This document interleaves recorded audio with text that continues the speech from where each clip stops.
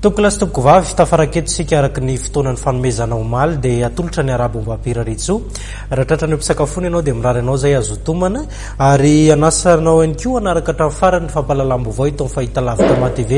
izay mbola mahabe resaka maro aloha hatreto ny sehatra politika sy ny manodidina azy akoatra zay ny fitokonana misy any amin'ny université tanteran'ireo mpianatra ny mpampianatra ny mpandrara no miaraka manao izay fitokonana izay ny lafim-baovao social samihafa ihany koa dia hoezahana hofitina amintsika fa ny tontolo politika aloha zany no anombohana ny fotoana amin'ity takariva ity.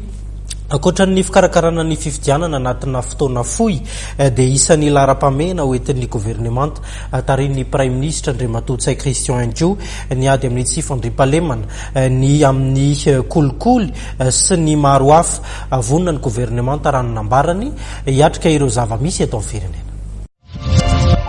Ny fanomanana fifidianana izay andraisan-drehetra anjara malalaka madio mangarahara reken'ny malagasy no laharam-pahamehan'ny governemanta Ntsay Christian araka nambarany androany nadritra ny kabary fanolorana ny fandaranasa ho fanatanterahana ny politika ankapobeny ny fanjakana anometanana ny voamera-mailo tena amin'ny sanany fifidianana ny governemanta sy ireo sampandraram-panjakana isan'ny hoy ny praiminisitra anatanteraka ihany koa ny asa afampatarana ny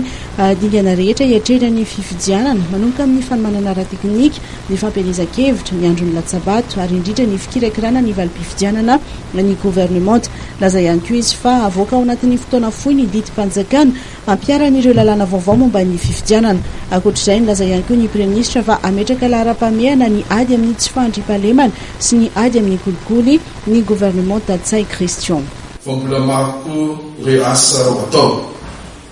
angavanareo izay misotenany vahoaka ny tenako ifarimbona sy fanometanana amin'ny governemanta eo amin'ny fanatanterahana reto fanampy iankina ny am-pirenena reto fanampy ampanjaka ny fitoniana ara-pandriampahalemana ny firenena amin'izao vanim-potoana irosoantsika ana fifidianana zao. Fanampy amerena ny asin'ny fitantanana ny raha-panjakana eo anivon'ny governemanta sy ny sampandraraha rehetra mipaka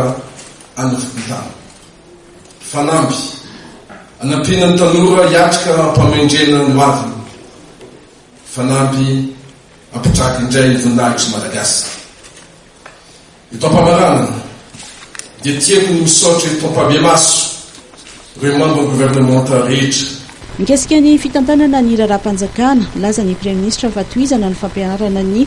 drafitra nasionaly ho an'ny fampandrosoana ary ny fanavozana ny fanarahana tamin'ireo mpiara-miombonantoka ikendry ny ahitana vokatra amin'ny asa-panjakana rehetra ihany koa ny governemanta ary hoentitra amin'ny fampiasana ny volam-panjakana mba hisorohana ny fandanimpona sy ny gamboraraka ho ihany ny praiminisitra. Eo amin'ny lafiny toekarena dia anafisin'ny governemanta ny mikasika ny fanatsarana ny tontolon'ny fampiasam-bola sy ny fampananana asa. Mikasika ny sehatra sosialy sy napetraka ao anisan'ny laharam-pahamehan'ny governemanta Ntsay ny fitsinjovana manokana ny faritra atsimon'i Madagasikara ao anatin'izany ny famatsian-drano ny fanjarian-tsakafo ny reny sy ny zaza ny ady amin'ny dahalo.